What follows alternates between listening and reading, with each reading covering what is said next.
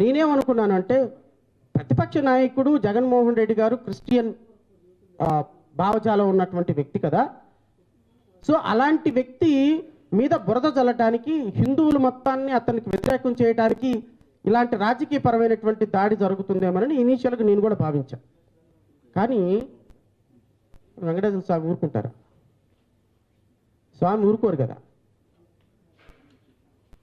వీళ్ళు చేసినటువంటి పాపానికి ప్రాయశ్చిత్తం ఏ రూపంలో ఇచ్చారు అంటే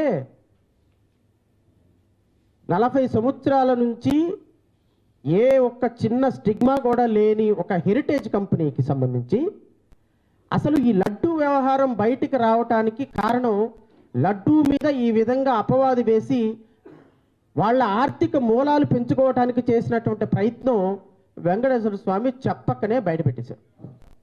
ఏ రోజైతే హెరిటేజ్ సంస్థకి ఆర్థిక మూలాలు చేకూర్చాలి అనే ఆలోచనతోటి, హెరిటేజ్ సంస్థకి ఆర్థిక మూలాలు చేకూర్చాలనే ఒక ఆలోచనతోటి లడ్డు మీద బురద చల్లటం ప్రయత్నం చేశారు. మీరందరూ కొద్దిగా